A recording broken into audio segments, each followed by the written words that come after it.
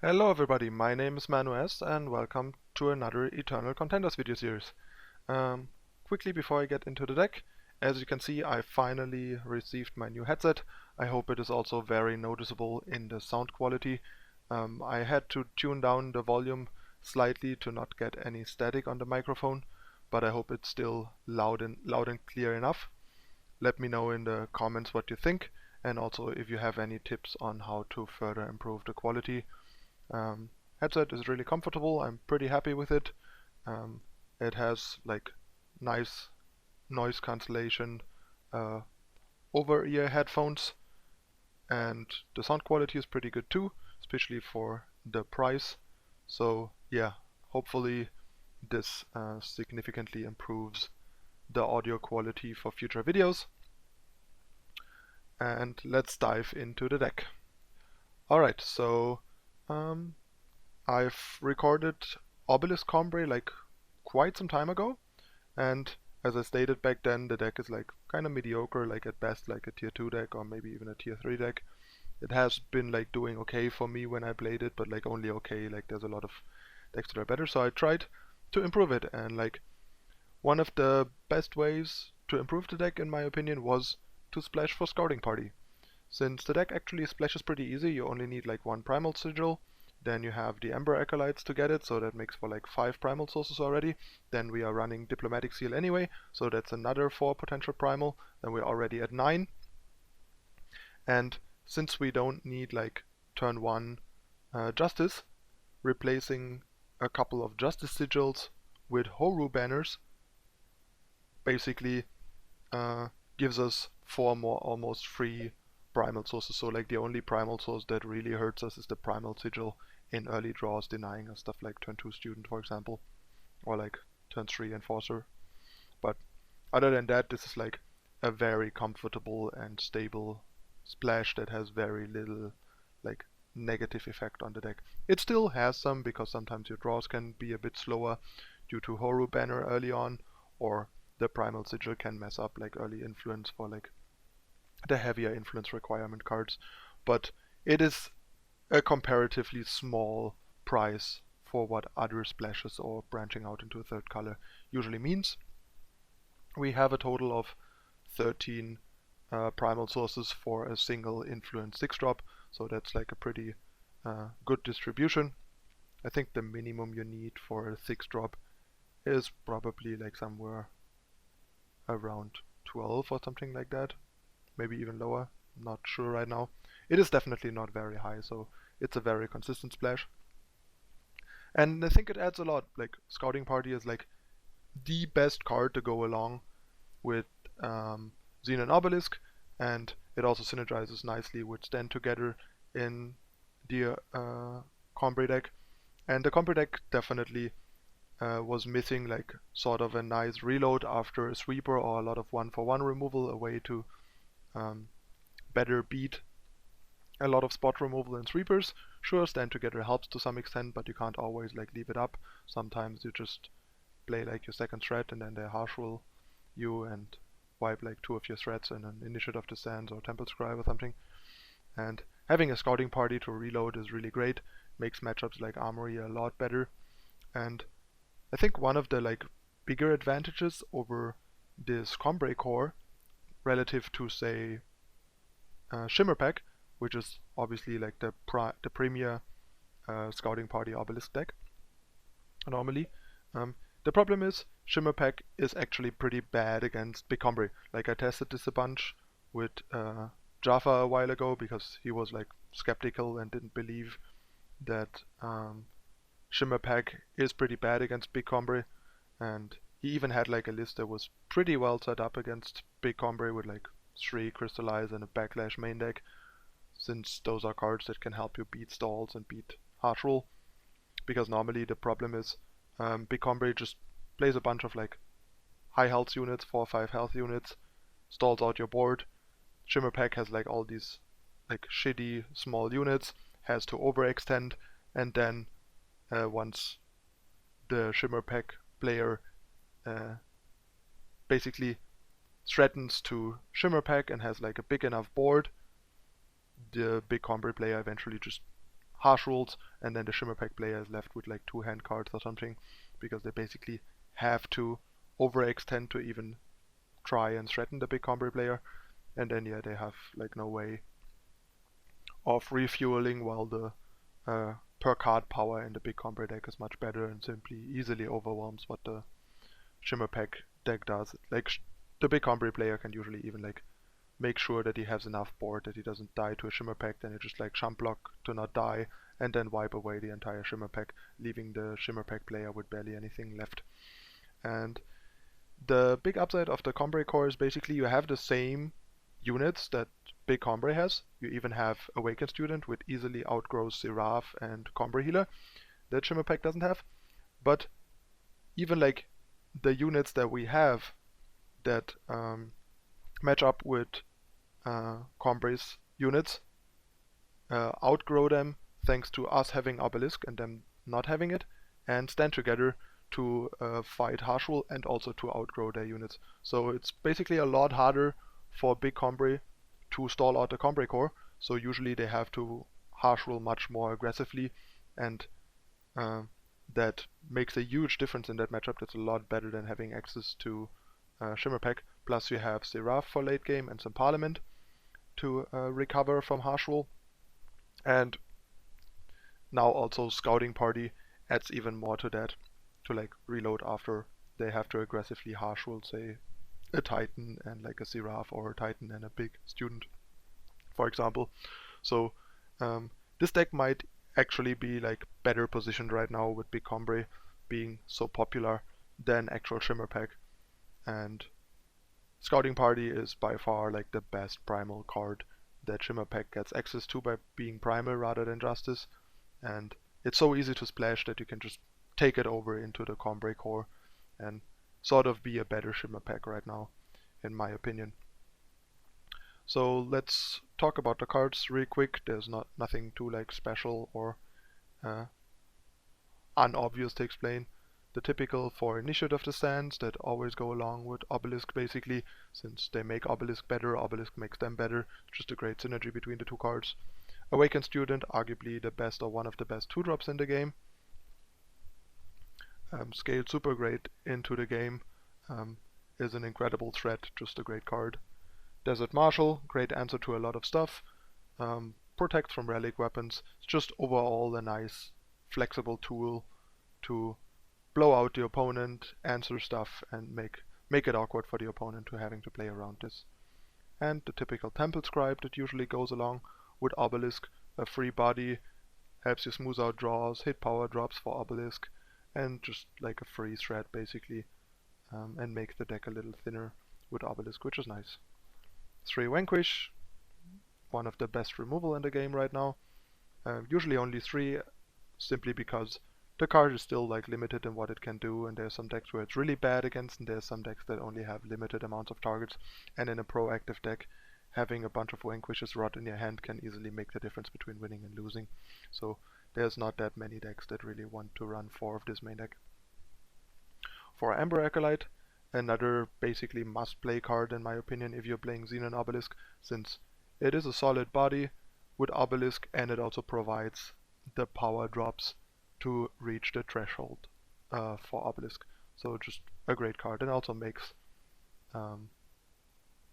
generally power bases a lot better, makes it easier to hit your stuff on curve, and also fixes your influence. It's great, and obviously in this case also enables a splash, which is perfect. For Siraf, one of the other premier Combrei cards, not much explanation needed at this point.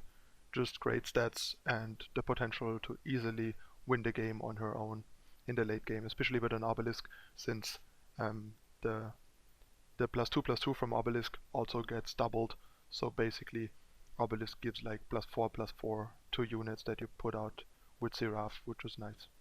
Stand Together is pretty great, like the best way for these unit heavy Obelisk decks to protect themselves main deck against cards like Harsh Rule and other sweepers, and in general just like another Ansem type effect, pump effect, and nice way to blow out some opponents' removal and stuff like that. For Valkyrie Enforcer, as additional pseudo removal alongside Marshal and Vanquish as usual, and also like a flying threat which can sometimes like attack over stalled out boards. Sandstorm Titan, just because Titan, that's one of the like big reasons to be time aside from Obelisk. Just a great card. Still has like some potential to be blown out tempo wise because there's a lot of answers that cost half as much as he does, but when they don't have the answer, he usually dominates the game and the board, so it's definitely worse. The upside is definitely worse the potential tempo blow they can provide, especially because on turn 4 in a deck like this that has a lot of 1, 2 and 3 drops, getting your 4 drop blown up tempo wise isn't that big of a deal. Next we have 2 more 4 drops in Great Parliament. They are more sort of like 8 drops than 4 drops, but it's nice to be able to play them early on if you need to, especially against like smaller aggressive decks, for example. But ideally, if you have other things to do, you want to sandbag this until you hit 8 or more power to make 2 or 3 owls to try and win the game in the air with those, for example. It's just a nice flexible card, like a 4/4 flyer.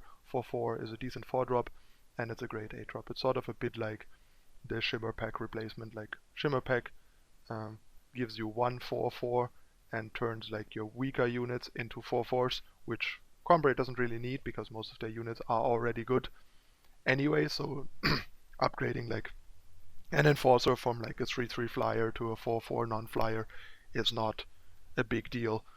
Upgrading a 3/4 overwhelm into a 4/4 non-overwhelm is also not impressive. Student is often bigger than 4/4, so it would be like downgraded and stuff like that. So it is usually like more impressive to get 2 4/4 flyers than 1 4/4 ground guy that turns some other guys into 4/4s as well once you are Combrei basically, which is why I've never been like a big fan of Shimmering Combrei, since in a lot of situations Great Parliament is as good or better than Shimmer Pack in the Combrei core already anyway.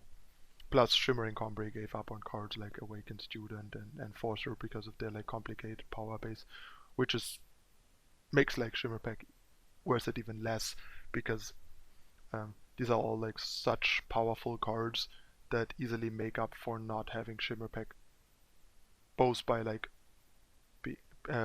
increasing the overall card power in the deck and also simply by being able to be like much more aggressive early on, so Shimmer Pack is less important later to try and like turn the game around if you are ahead already anyway. And yeah, for Obelisk, the core of the deck makes all these like guys into monsters and overwhelms most opposing boards, and already talked about splash of 4 Scouting Party to give the deck a way to go wide and reload after sweepers and get more mileage out of Obelisk, especially on 8 power, and just have a way to refuel and add some more like power and diversity to this otherwise very linear mid-rangey aggressive unit strategy basically. And yeah, the power base already has been explained. 28 power to make sure that even if our Initiate of the Sands gets silenced or killed, we have enough power to hit 3 power 90% of the time by turn 3 for Amber Acolyte. Like 28 power is around the minimum you need to have a 90% chance to have 3 power by turn 3 roughly. Sure, with the redraw you get an average of 3 power, but that would mean you have to like aggressively redraw any 2 power hands that might otherwise be good, which I don't like. So yeah, basically 28 power for Acolyte, no monuments simply because the deck does a lot with the extra power. It has a good 6 drop, it has Siraf activation, it has Parliament threshold, it has Obelisk threshold, it has Awakened Student, Empower. So all in all, there's like no need to play monuments because up until the 8th power drop, power is a fairly good draw in this deck a lot of the time. So monuments would sometimes be like awkward, like sometimes it's just worse to draw a monument rather than your 8th power to turn on like that Obelisk and that Siraf at the same time, especially if you have like multiple 8 threshold cards going. So and also monument would have to be the time monument, since the Justice Monument doesn't make any sense in this deck. It's like not very good, and having to replace a time sigil with time monument also makes turn 1 Initiate of the Sands worse and less likely, which I also don't want, which is why there's 0 monuments, and I would not advise putting any in there. They just slow the deck down more, especially with the added for Hooru banner for the splash, and also make Initiate of the Sands worse and all the 8 threshold cards. It's just not needed. Like, the deck has plenty of ways to not flood, and Scouting Party helps with that even more by drawing cards. Alright, so that's it for the deck. One quick thing regarding the like 3 power thing with the Mulligan.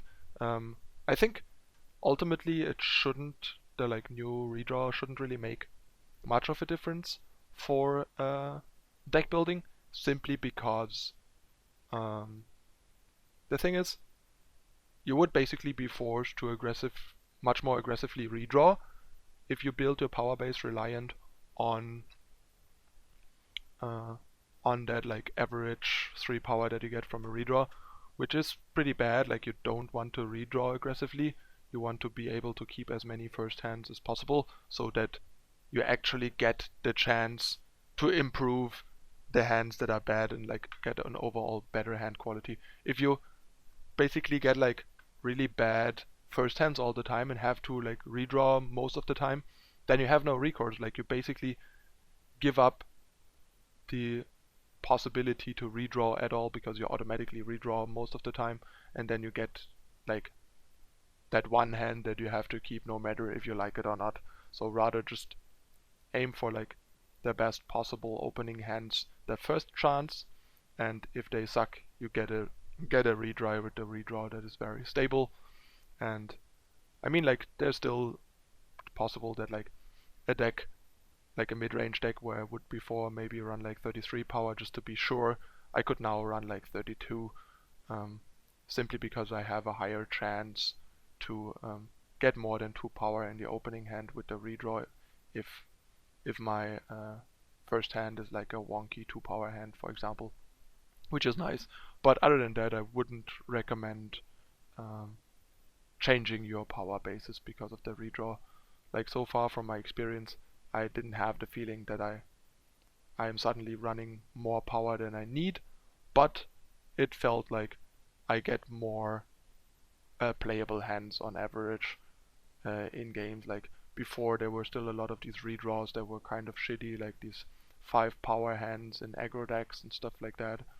And now it's like a lot more middled, and you just have like a lot more playable hands after you redraw, and I feel like I'm less stuck with like bad hands that I redrew into and have no more recourse and now have to play with and probably just lose. So that's nice.